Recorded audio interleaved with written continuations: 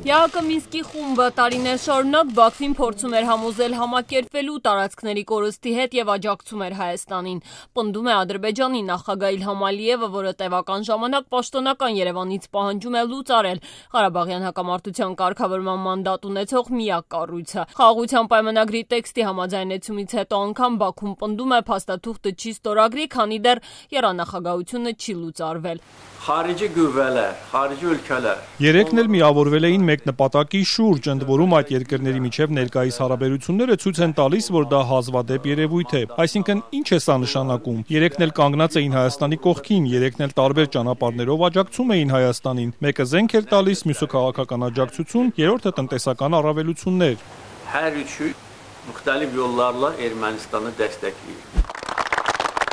Ադրբեջանի առաջնորդն այս մասին խոսում էր երեկ Բաքվի վերահսկողության տակ անցած Լեռնային Ղարաբաղի Մատաղիսի գյուղում հաստատվող ադրբեջանցիների հետ հանդիպմանը։ Ադրբեջանի առաջնորդը, որը պնդում է, թե ինքն է առաջարկել Հայաստանին խաղաղություն կնքել, երեկ իր ելույթում հայերին կրկին որակեց թշնամի, մի քանի անգամ փառաբանեց Ղարաբաղյան պատերազմը եւ չթաքցնելով հպարտությունը պնդեց. Ադրբեջանից բացի որևէ այլ երկրի համաշխարհային երկրորդ պատերազմից ի վեր չէր հաջողվել լիակատար հաղթանակի հասնել թշնամու նկատմամբ, հավելեց չի էլ հաջողվի։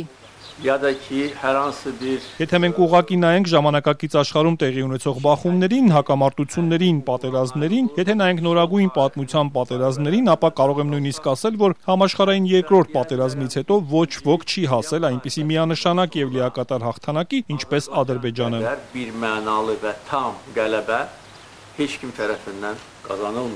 Արցախը Հայաստան է եւ վերջ։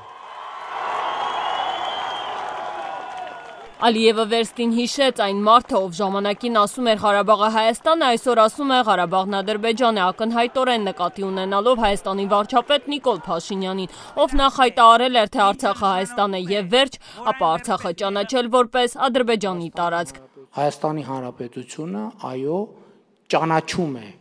Ադրբեջանի 86,600 տարածքային ամբողջականությունը։ Երեկ Արցախի Մարտակերտի շրջանում Իլհամ Ալիևը նաև Բաքվի բանտերում պահվող արցախցի պաշտոնյաներին անդրադարձավ, որոնք այս օրերին ծանր մեղադրանքներով դատվում են փակ դռների ետևում, ասաց նրանք պատրաստվում էին տանկերով Բաքու հասնել եւ թեյ խմել։ Մինչ միջազգային իրավապաշտպան կազմակերպություններն ու Եվրախորհրդարանը կոչ են անում նրանց անհապաղ ազատ արձակել, Ալիևը պնդել է պետք է պատասխան տան։ Տանկերը ռազմավարի պուրակում են, իրենք էլ թեյ են խմում, բայց համապատասխան վայրում, պետք է պատասխան տան, սպառնացել է Ալիևը։ Երեկվա իր ելույթի դրան հաջորդած Ադրբեջանի քաղաքացիների հետ հարց ու պատասխանի ընթացքում Ալիևը Հայաստանի հետ խաղաղության գործընթացից որևէ բառ չասաց այն դեպքում, երբ Երևանը մեկ շաբաթ է հայտարարում է, թե պատրաստ է ստորագրել բանակցված պայմանագիրը։ Ալիևը հայ-ադրբեջանական օրակարգին առհասարակ չանդրադարձավ, թեև Ադրբեջանի ռազմական գերատեսչությունը մինչ այդ օրեր շարունակ պնդում էր, թե հայկական զինուժը գնդակոծում է ադրբեջանական դիրքերը։ Ըստ հաղորդագրությունների Ալիևը երեկ կանգնած էր Բաքվի նշած թիրախներից ուղիղ գծով մի քանի կիլոմետր հեռավորության վրա։ Երևանը կտրականապես հերքում է մեղադրանքները։